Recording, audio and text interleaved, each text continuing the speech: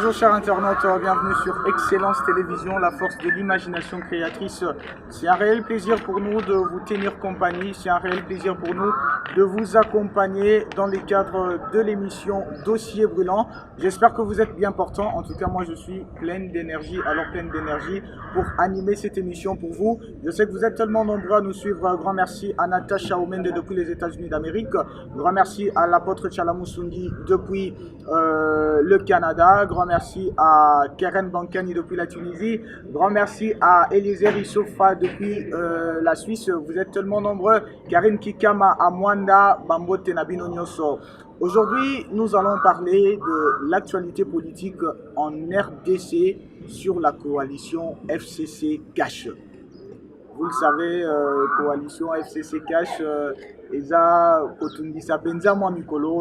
alors c'est autour de ça que nous allons parler. J'ai dit comme ça déjà grand merci aussi à l'agence Excellentia. Vous avez remarqué vous-même le nouveau décor. Je n'en parle pas trop. Binomo Bozomona.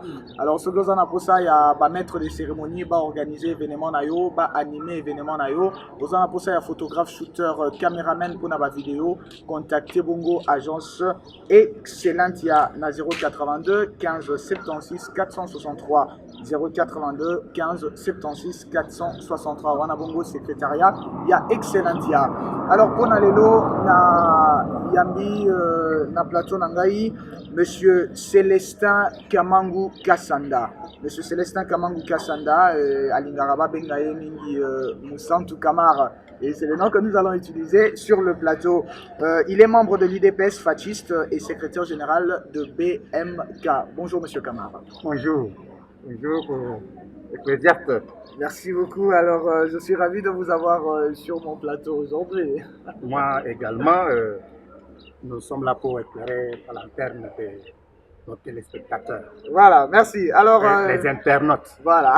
Sans plus tarder, en tout cas, tu as la bilingue, mais tu as là beaucoup plus lingala pour être battu sur Bakoka pour comprendre l'andabiso.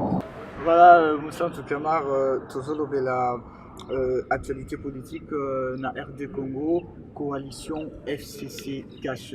Nous allons moutoua UDPS, donc moutoua Cash. Alors, tout le monde qui bandeko ya UDPS, bakiti sur terrain, bazo marché, pour na boboya enterrement, il y a Moussa Malonda. À la tête de la CENI. Mengai na yo tozalaki na mboka o na 2018 toyebi ke Ronsard Malonda azali mutoyo tomonaki na cour constitutionnelle pour na défendre bongo pouvoir il y a Félix Antoine Tshisekedi Tshilombo contre l'accusation il y a Martin Fayulu. Mais comment na lelo UDPS na nzela pour na boboya Ronsard Malonda à la tête de la CENI et Lingi Kolobanini. Merci beaucoup ndeko ecclésiaste pour l'invitation à vous. Pour la première fois dans l'émission de Dino, pour présenter Ngai, comme on a Célestin Kamangu Kassanda. On a l'ingaba Benganga Monsanto Kamara, ça me va tout droit au cœur. Tout le monde a une très belle question. Vous avez une cache pas au tambola nanzela. Koboya Ronsard aussi longtemps que Ronsard nde azalaki na 2018 au four et au moulin na élection oyo utoleka oyo bauti kupona Félix Antoine Tshisekedi Tshilombo neti président ya République. Ndeko, il y a à manger à avoir dans cette histoire de Malonda. Oyebi ba Congolais belé ba kosa bango que Fachi atikalaka kupona ma par les Congolais. Mais plusieurs se posent la question, comment expliquer Fachi Azotika Batnaïba ke Kotambola, Bazoboya Malonda Pona Lune. Il y a l'angle sur roche. Ce qui est vrai, c'est ni Basala qui nous sala Yamapé en complicité avec Calais, votre mona lelo Nazela Zotambo. Basala, le peuple congolais nous sala Yamapé. Donc, élection, le peuple Balingi, Chouchou Nabango, Fachi, Baponier. Au lieu de résultat bâti à la mesa, ba bomba biloko. Bazwa ba résultat sur tous les données bakenda ko boka mona mai. Pour créer seulement le flou, la confusion la katia population. Maintenant, ba to la moka ba bini o te bapondaki yo te obimisa preuve eza te. C'est pourquoi Fachi a une idéologie à sika. Il ne peut pas accepter makambo ya mabe oyo basala na mboka oyo. Il dit nous sommes dans un état de droit, moto na moto azonga na mulongo na ye totia eloko na place na yango. Comme Seni, président Seni autaka wapi? Président Seni autaka na ba confession religieuse, na kati ya société civile. Bokeyi boyokanite. Qu'est-ce qui fait que il faut yo président de l'Assemblée nationale, Janine Mabunda, pour que pour entérimer et l'autre batua na basip nan bayokanite. Tout ça na Congo. On peut tout dire, mais tu dis que le code est azout na kati ya ba confession religieuse, il faut pas nous battre consensus. L'église catholique n'est pas la moindre. Confession religieuse est composée na ba église belé. Tu dis que l'église catholique est la grande église du Congo, suivie des SCC de Congo. Ok, comme il y a consensus, l'église mi balou na bazar na binote. On est dans consensus ya ndengeni. To sangi c'est la bango, ba kimbangiste. To sangi c'est la bango ba musulman. Bozo tika nana. Na sonika futa. Na deniles. Non, il n'y a pas de débat. Il fallait tout bander là. Fatia lobia. Oyokana, obimisa consensus. Moto bo obimisa wana nde akoleka. Mais makambo ya bati basali bakarité moko boye na ndenge moko ya CC par FCC baya ko imposer ma londa avec bakarité na bango derrière leur tête, ça ne pouvait pas passer. Raison pour laquelle biso cache totambola ki toboya ki bikamo. Musantu kama population surtout batu ya lamuka ba likoloba ete boyebi que Fachi a gagné l'élection et Ronsard Malonda de asungaki po eloko wana esali mabongo. Alors lokola Ronsard Malonda aza petit ya Kabila tomona ye na pe perdre na baton moko boye nde bisika bobangi na bino ezali po ete na 2023 bokoka te kozonga na bokonzi to pe bobungisa pouvoir yo lobi ndeko mupanzi sango ecclésiaste oyebi politique échangeable politique oyo babanda osala par les gens bato mabumu ya minene kaka bato bakenda université échangeable avec le changement qu'il y a eu au Congo, avec le modernisme, avec makambo ya ba internet oyo oyo, la politique au Congo est suivie à la minute par le peuple congolais. Moi, il y a quelque chose sur le peuple congolais parce que nous sommes politiciens, nous suivons la politique à la minute. Nous sommes autant avec la politique de notre pays. C'était un discours créé, planifié. Attention, tu vois, le grand professeur de FCC là, ce ne sont pas des gens qui n'ont rien dans leur tête. Hein. Ce sont des têtes bien faites. C'est pourquoi j'ai toujours réclamé un débat au Congo. Au Congo, on dit qu'on a un problème d'homme. Jamais. Au Congo, il n'y a pas un problème d'homme. Au Congo, nous avons un problème d'un leadership, d'un visionnaire, d'une vision. Congolais, Bazana Bango, professeur Bazana Bango. Mais le problème, c'est que le colon Bango, Bazana sous leadership, il y a nine. C'est pourquoi, se retrouvant dans le leadership de Joseph Kabila, on pouvait voir un grand professeur d'université, Bazali qu'on rampait, Bazali qu'on adorait. Aujourd'hui, on ne peut pas encore nous tromper. Le grand professeur avait bien planifié pour créer cette cacophonie-là entre les Congolais et la Moka Ganyendego. Il n'y a même pas de débat. Rentrons dans nos 11 provinces, nos anciennes 11 provinces. Qui na kati ya Lamoka a copé sanga combo en province moko yi bavota Martin Fayulu na 90%. Je pense personne alors personne qui va me dire qu'il y a une telle province qui a voté Martin Fayulu na l'élection yeleka à 90%. Mais moi jamais pas à 90%. Ceux qui ont le bien 90, oye bisanga sikoyo Fachi yazwa qui combien Chadari yazwa qui combien ba mususu na bazwa combien. Donc, le problème ici, c'est que moi, je peux vous citer 2, 3 provinces, pour ne pas dire 5 provinces. La province, on a fait plus de 90%. Ok, moi, en tout cas, alors, le problème, c'est qu'aujourd'hui, si réellement Ronsard, si réellement Séni avait fait face à Fachi, si réellement Ronsard, devant la barre, tant qu'il fallait qu'il se plaindre, à défendre Fachi, il fallait Fachi à protéger les lots. Il fallait Fachi asala manso pour akomaka président ya seni. Mais moi nama ya lobby pas question. Moi je n'ai pas besoin de favoritisme. Faveur na bino bobomba. Moi je suis le plus aimé, le président le plus aimé des Congolais. Je parie quel que soit Moutubakotia à la tête de la CENI dans ce pays. Aux élections, Fachi va gagner Hollande. Même si c'est Joseph Kabila qui sera président de la CENI, même si c'est Martin Fayoulou qui sera le président de la CENI, même si c'est Chadari, je vous dis, la dimension au peuple congolais, Balindeli Fachi, a copié le président Hollande. Merci Moussantou Kamar, mais tout le monde qui a eu des personnes dans Zela, tout le monde qui FCC dans Zela, les deux grands partis où le bataillon détenteur il y a pouvoir. Alors, ceux qui UDPS a venu la balabala, FCC a venu la balabala, Mutuna Ezali, pouvoir Yango Ezali Namapoko Yabanani. Pour Bino Batuboza Kokambamboka, Ozobi Manabalabala pour revendiquer le pouvoir Ezawapi. Journaliste tango loba wana makanisi na ngai ke imbala moko côté mama Eve Bazaiba. Mama Eve Bazaiba lobi ceux qui bomoni UDP tsazana zela c'est que le pouvoir est ailleurs. Donc pour na mama wana pouvoir ezalaka nango na kingakati. Mais je peux lui poser la même question aujourd'hui.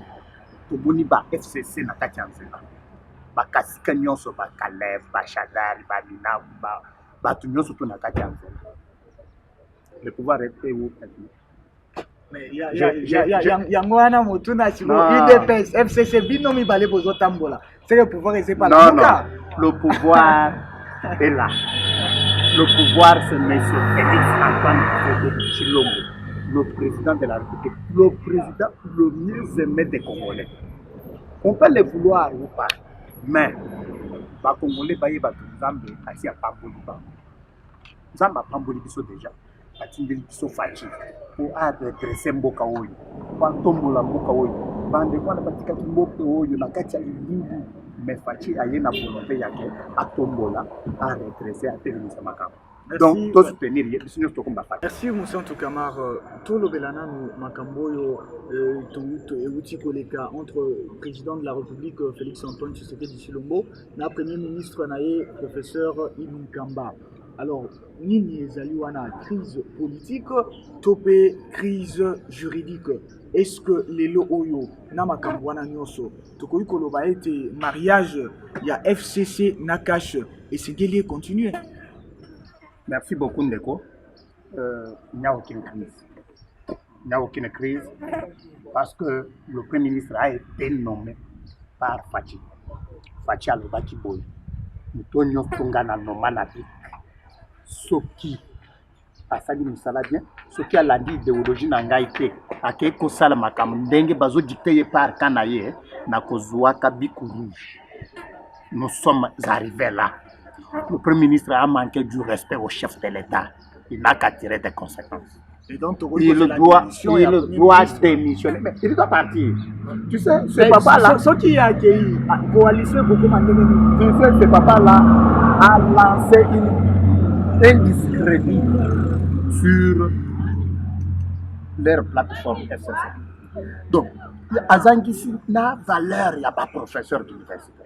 Un vieux papa de 74 ans, professeur d'université de Surcroît, a évité que intérim, tant que mon toit a l'intérim, a signé la place, il y a mon toit a l'intérim.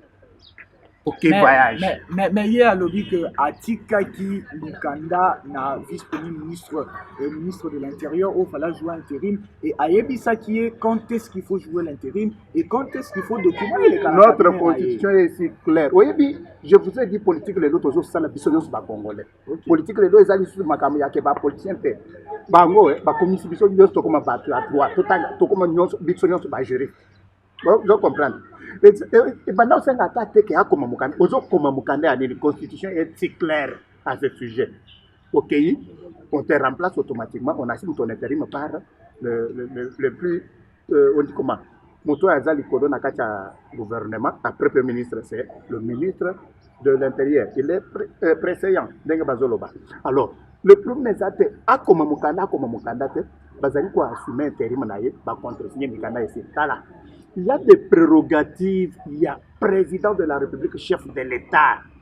Ça ne se discute pas. Ce qui a eu une décision, ils ont décision, il y a Yemoko. Yoko, il y a quelqu'un pour signer, pour acter seulement. Ce sont des signes administratifs. Ce sont des gestes dans l'administration. Ça ne demande même pas son approbation.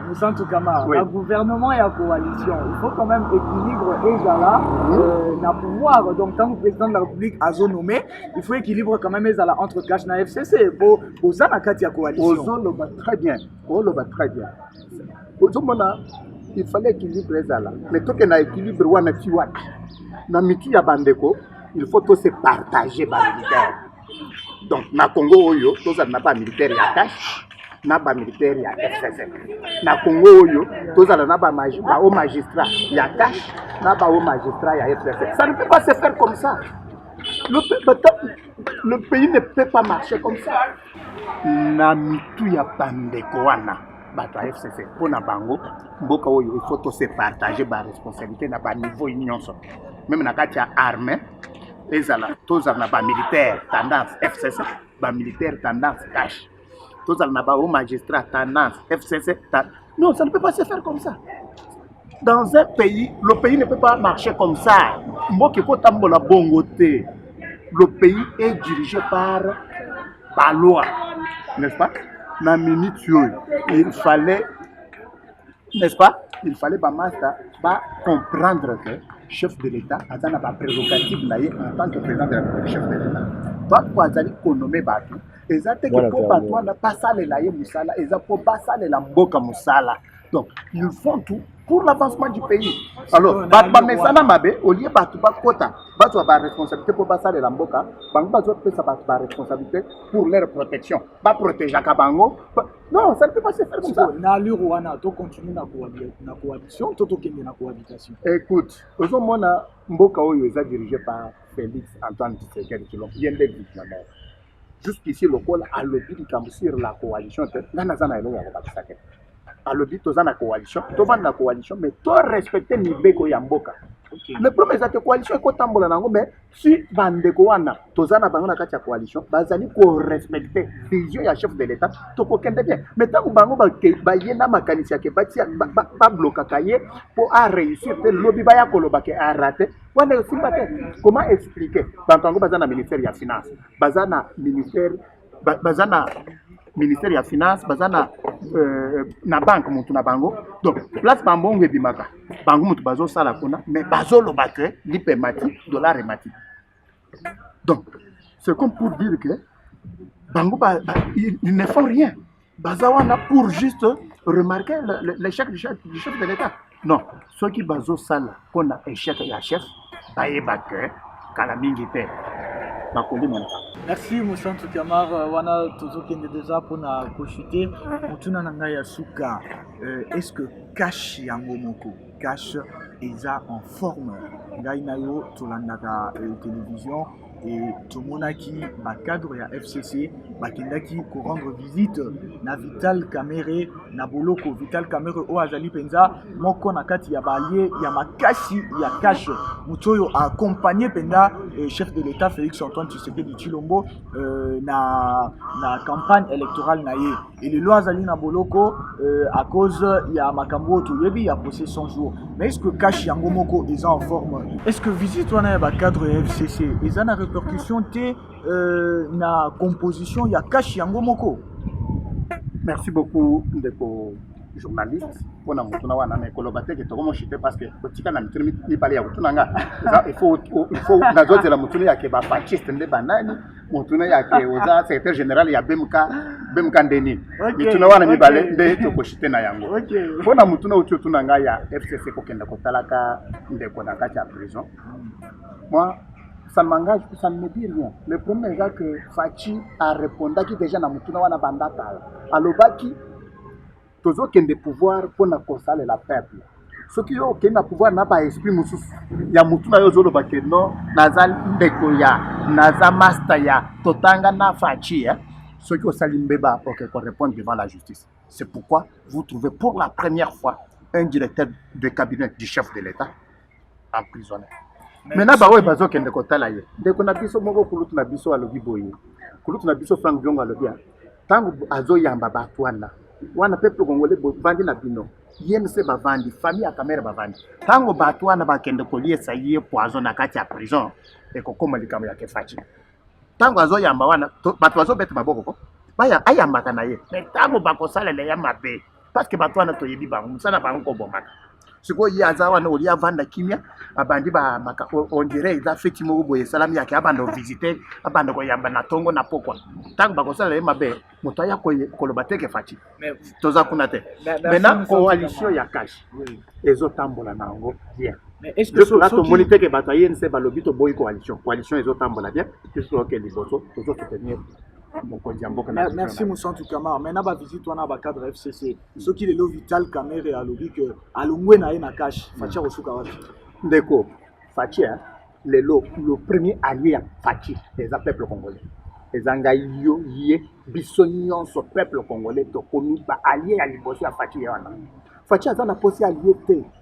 Allié wana oui sur le plan politique, mais le jour d'aujourd'hui avec la vision au moins na maya même biso. Vision où Fatia yeri biso na Congo. Son premier allié s'appelle peuple congolais. Bisognon peuple congolais ce qui toza sima ya Fatia. Makamenya c'est que liboso. C'est pourquoi je lance un appel vibrant aux Congolais. Bandeko Tayangoy. Toute distraction. Politiciens, nous sommes beaucoup distraits. Les politiciens congolais nous ont beaucoup distraits. Tikala concerne biso loko ya malonga te. To moni ke Fachi aye, to moni volonté zakati na ye, to soutenir ye. Ce qui biso nyonso peuple to zaki ma Fachi. Ba concilier mbili nyonso wana ba sala eko échouer. Merci. Ba planification ba nyonso mabe ya mabe wana eko échouer. Merci Moussantou Kamara pour avoir reçu ça. Yebisa biso kasi bafachiste baza banani olobi oza secrétaire général ya BMK. Alors Yebisa biso BMK pe eza nini? Merci beaucoup ndeko journaliste pour la mutuna wana bafachiste eza toza ba congolais. Oyebi na mboko oyo bato bamesana il faut basala kaka biloko moko boye po bakende kolia mbongo ya leta po bakende kozwa bagrade non biso tolingi to conscientiser bato par vos médias par l'internet toyebisa bato que le temps est venu oyo tokoko soutenir bobelese mokonzi ya mboka soki biso nyonso tokomi bafachiste c'est-à-dire na makila na biso tango tozali ko respirer tozo sentir penda ke na misala na biso eza fachi moto azali na kati tozo sentir penda ke tozali kondimela ye makambo nyonso azolo c'est-à-dire kozala fachi tezani kozondima nano la personne de Félix Antoine Tshisekedi Tshilombo ozali ko soutenir vision na ye ozali ko respecter ba décision na ye ozali pe ko respecter ba signature na ye soki fachi a nommé mutu voilà na to senga bande konanga ya UDPS ba combattant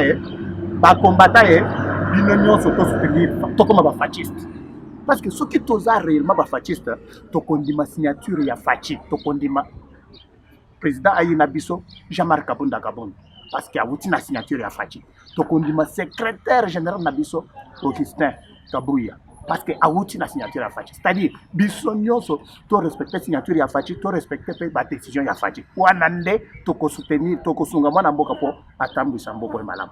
Merci beaucoup. Mutuna ya BMK. Awa na lobeli en tant que fasciste, en tant que membre ya UDPS, mais nazala kapé secrétaire général ya BMK. BMK est la kisi. BMK est la kisi bana ba mwena Kasai. Bana ba mwena Kasai dans l'ancienne configuration Kasai na biso ya kala. O tozala kamoko bato bazali ko diviser biso baza ba politicien bazo sala la politique à diviser pour régner. Mais biso to lingi to se conscientiser kaka à partir ya ba réseaux sociaux tolo bake makila o ezaka na biso eza makila ya Kasai. Boya to sangana to promouvoir monoko na bino. Écoutez, nous avons 4 langues nationales parmi lesquelles Chiluba ezali. Chiluba nde monoko na bino. Boya to promouvoir monoko ya Chiluba avec 4 objectifs. Objectif ya liboso unité. Objectif ya mibale ezali pour promouvoir ba culture na ba coutume na bino, n'est-ce pas? Objectif, troisième objectif ezali kosala ba œuvre sociale. Tokoti ke la fachite asala manso, mais soki to sangani na kati ya BMK, tokosala ba œuvre moko bo social na Kasai kuna olie ya keto zela ka fachi. Vous comprendre? Ya so ke ezali tant to sangani bongo, nous allons nous entraider entre nous. To ça déjà na kati ya groupe na biso, to ça déjà na kati ya BMK, to ko s'entraider entre nous. OK? Boya ebele nazo pesa bino numéro, ba we ba koluka ngai na kati ya BMK. beaucoup ma numéro plus 243 85 453 90 22. Je répète, plus 243 85 453 90 22. Boya ebele to sangana na kati ya BMK to sunga pe kasai na biso olie ya kozela kaka ke mwana boka président Fachi ya kosala. Merci beaucoup Moussa. Na pesi bino bambote. Bino nyos pa internet bolanda biso panzani mokili mobimba boza na Poto, boza na États-Unis, boza na Afrique du Sud, boza na Kasai, boza na Équateur, boza partout mokili mobimba bo panzani. Nazo pesa bino bambote bele Zambe apambola bino biso nyonso pour soutenir Fachi. Merci beaucoup Moussa. Merci. Et wana na pesi bambote malamo kona Giovanni Moyowabo qui me suit depuis le Maroc. Voilà chers internautes, Tokomi Nasuka, alors Nasuka ya émission na biso dossier brûlant. En tout cas, na pesi bongo grand merci na agence Excellentia. Le lenge na bisa kibino agence Excellentia ezali po na ba animation ya événement na bino, organisation ya événement na bino, ouverture ya événement par photo et vidéo. Ozali na posa na bango, contactez bango bongo na 082 15 76 463. 082 15 76 463. Okozwa bongo secrétariat ya Excellentia et binomoko bozali ko mona. Alors ezalaka plaisir makashi pona biso ko animaka toujours émission au dossier brûlant pour na kosolo la masolo o etali politique ya mboka. Alors wana to zakoti kabino mais ya moto ti kabino Moussantou Kamar libani no ko ikoloba na bato bazolanda biso pour na chaîne oyo e yambio Excellence Télévision. Toujours pesa bino merci Excellence Télévision principalement journaliste ecclésiaste oyo yambi biso na ba oyo nyonso basalelaki ba machine ba caméra topesi bino bambote ebele topesi bino bamerci ebele. Message ezaka moko congolais boya to soutenir Fachi mwana mai oyo ayi na idée ya kitoko vision ya bien ya kosunga ngai na yo comme ça biso nyonso tosangana to soutenir ye pona bolamu na biso tolongwa na ba makanisi wana ya simandako to soutenir Fachi. Merci Moussantou Kamar, c'est un réel plaisir pour moi de vous avoir sur mon plateau. J'ai dit comme ça, grand merci au manager général Joshua Amen Poutou Gonzeke, grand merci au DG Adjamp le formidable, grand merci à toute l'équipe technique qui m'a accompagné, Cliver Kondol, Parfait Tenda, merci Nabino, Napesi merci na ba cadre nyonso ya agence Excellentia, Natangi Bongo, Isaac Njoli, Léonie Kabea, Justice Mabomi, Benicia Atunungina, Aristote Mampouya, Trinité Njoto et Vincent Massala. Je salue comme ça Eliezer Mokolo. Joyeux anniversaire à toi, l'homme du 31 juillet. En tout cas, ma Pambolino Swanzambeza du Colonayo. Je salue les jumeaux Nseboko. Je salue Robert Nseka. Je salue Irène Diala. D'ici là, portez-vous supercalifragilisticexpialidocious bien. Au revoir.